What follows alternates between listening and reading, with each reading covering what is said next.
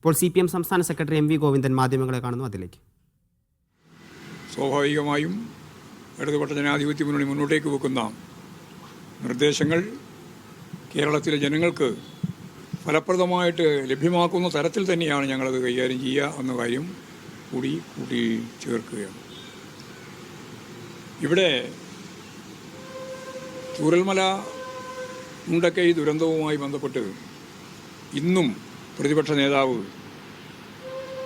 എവിടെയാണ് നിങ്ങൾ പിരിച്ച പണം എന്ന ചോദ്യത്തിന് ഇപ്പോഴും മറുപടി പറഞ്ഞിട്ടില്ല. പണമുണ്ട്, അത് പണി പൂർത്തിയാക്കിയാലാണ് പറയുക എന്നാണ് പറയുന്നത്. എവിടെ പണം? യഥാർത്ഥത്തിൽ നിങ്ങളുടെ ജോയിൻ്റ് അക്കൗണ്ടിലാണെന്നാണ് മുമ്പ് പറഞ്ഞിരുന്നത്. ജോയിൻ്റ് അക്കൗണ്ടിലാണെങ്കിൽ രണ്ടുപേരും മത്സരിക്കുകയാണിപ്പോൾ.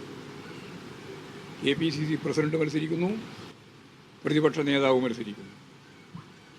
ഈ മത്സരത്തിൽ സത്യവാങ്മൂലം കൊടുക്കുമ്പോൾ ഈ സാമ്പത്തികമായ കാര്യം പറയേണ്ടതാണ്. രണ്ടാളും പറഞ്ഞിട്ടില്ല.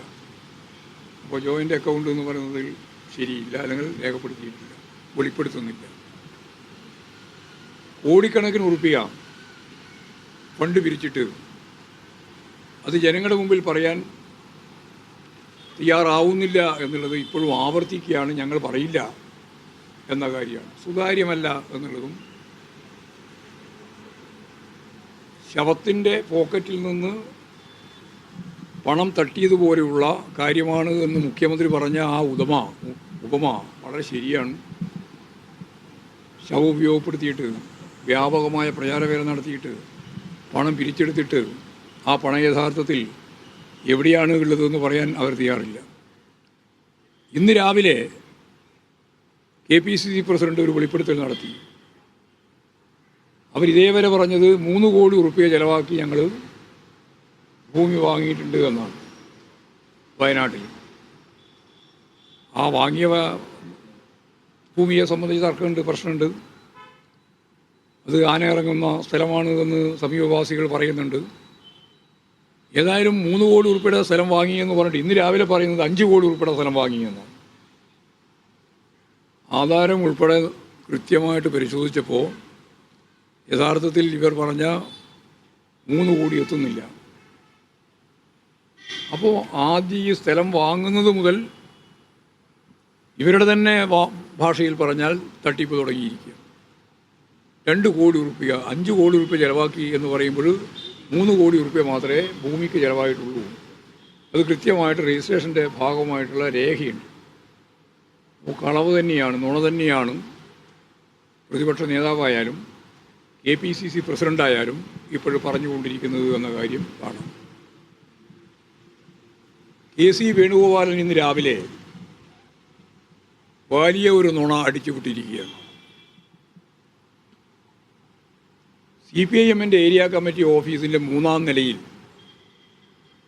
അവിടെ കള്ളരേഖകൾ ഉണ്ടാക്കിക്കൊണ്ടിരിക്കുന്നു എന്ന പ്രചാരവേദിയാണ് ഇപ്പോൾ ഇന്ന് സംഘടിപ്പിക്കുന്നത്. അസംബന്ധം എന്നല്ലാതെ എന്താ അതിനെല്ലാം മറുപടി പറയുക?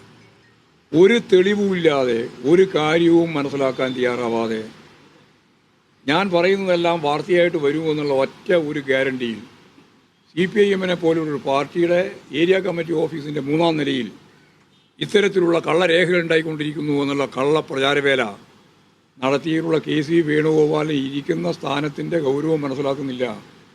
ഇന്ത്യയിലെ കോൺഗ്രസിൻ്റെ സംഘടനാ സെക്രട്ടറിയാണ് അദ്ദേഹം. നമുക്കറിയാം കോൺഗ്രസ്സുകാർ കള്ളരേഖ ഉണ്ടാക്കുന്നതിൻ്റെ ചിത്രം. രാഹുൽ മാക്കൂട്ടത്തിലൊക്കെ സ്വന്തം സംഘടനക്കകത്ത് ജയിക്കാൻ വേണ്ടി കൃത്രിമ രേഖയുണ്ടാക്കിയതിൻ്റെ കാര്യം പുറത്തു വന്നെയാണ്. അത് മനസ്സിൽ വെച്ചുകൊണ്ടായിരിക്കണം CPIM ഏരിയ കമ്മിറ്റി ഓഫീസിലും ഇതുപോലുള്ള കള്ളരേഖകൾ ഉണ്ടാക്കുന്നു എന്നുള്ള പ്രചരണം നടത്തുന്നത്. ശുദ്ധ അസംബന്ധമാണ്.